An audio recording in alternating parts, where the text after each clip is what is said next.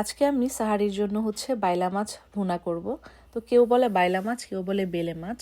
তো মাছটাকে প্রথমেই আমি হলুদ আর লবণ দিয়ে একটু লাল লাল করে ভেজে নিব। দেখেন কত সুন্দর করে মাছটা ভেজে নিয়েছি। তো ভাবলাম একটা বেগুন আছে বাসায়, বেগুনটা দিয়ে দিই, ফ্রিজের মধ্যে বেগুনটা নষ্ট হবে। তো বেগুনটা একটু কুচি করে নিয়ে নিলাম। আর এখানে তেলের মধ্যে পেঁয়াজ দিয়ে দিলাম। পেঁয়াজ দিয়ে আমি একটু লবণ দিয়ে পেঁয়াজটাকে একটু নরম হওয়ার জন্য ঢেকে দিব কিছুক্ষণের জন্য। তারপর আমি এখানে আস্তে আস্তে বাটা মশলাটা দিচ্ছি। এখানে আমি শুধু রসুন বাটাটা ইউজ করেছি। তো রসুন বাটা দিয়ে একটু নেড়ে চেড়ে আমি এখানে শুকনা মশলাগুলো দিয়ে দিব। তো এখানে আমি হলুদের গুঁড়ো দিয়ে দিলাম, আর এখানে দিলাম একটু মরিচের গুঁড়ো, খুব সামান্য হাফ টেবিল চামচ করে দিলাম। তারপর একটু নেড়ে আমি এখানে একটু হালকা পানি দিয়ে নেড়ে আমি ঢেকে দিব একটু মশলাটা ভালোভাবে কষানোর জন্য। তো এখন আমি এখানে একটু টমেটো দিয়ে দিব। টমেটো দিলে কিন্তু মশলাটা ভালোভাবে কষানো হয় আর গ্রেভিটা খুব ভালো হয়।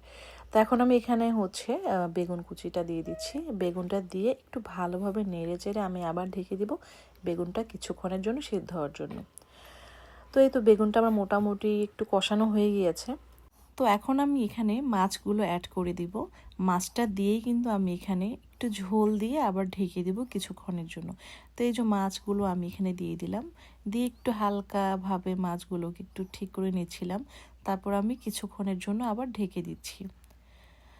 তো এখন দেখেন মাছটা দেখতে কতটা সুন্দর হয়েছে, আমার মোটামুটি হয়ে গিয়েছে রান্নাটা। এখন আমি এখানে ধনিয়া পাতা দিয়ে দিব।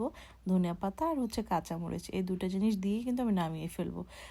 কতটা ঝটপটভাবে কিন্তু হয়ে গেল আমার এই মাছ ভুনাটা। তো এখন আমি একটু ডাল ভুনা করব, সেটা আমি হাতে মাখা ডাল ভুনা করব খুবই ঝটপটভাবে, যেহেতু আমার হাতে খুব সময় কম। তো প্রথমে আমি ডালটা একটু ধুয়ে নিলাম ভালোভাবে। তো ধুয়ে নিয়ে এখানে রেসিপি কিছু না, আমি জাস্ট কী রান্না করছি এটাই আর কি শেয়ার করা আপনাদের সাথে। তো এখানে আমি একটু টমেটো দিয়ে দিলাম। তারপর আমি এখানে দিয়ে দিব পেঁয়াজ কুচি, আর দিয়ে দিচ্ছি এখানে স্বাদ মতো লবণ। লবণটা দিয়ে আমি এখানে দিয়ে দিব একটু হলুদের গুঁড়া, আর দিয়ে দিচ্ছি একটু জিরার গুঁড়া আর একটু মরিচের গুঁড়া। তারপর দিয়ে দিলাম একটু রসুন বাটা আর একটু রসুন কুচি।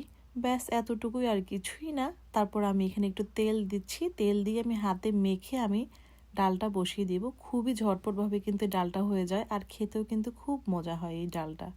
তো এভাবে কিন্তু আপনারাও একবার ট্রাই করে দেখতে পারেন হাতে মাখা ডাল। খেয়ে আমাকে অবশ্যই জানাবেন যে খেতে কেমন হয়। তো এখন আমি যে আমার ডালটা মাখা হয়ে গিয়েছে, আমি এখন এখানে পর্যাপ্ত পরিমাণে পানি অ্যাড করব। অ্যাড করেই আমি ডালটা চুলায় বসিয়ে দেব। ব্যাস আর কিছুই না, এতটুকুই। শুধু যখন ডালটা হয়ে যাবে তখন আমি এখানে ধনিয়া পাতা আর কাঁচামরিচ অ্যাড করব, এতটুকুই। তো ডালটা মোটামুটি সিদ্ধ হয়ে গিয়েছে।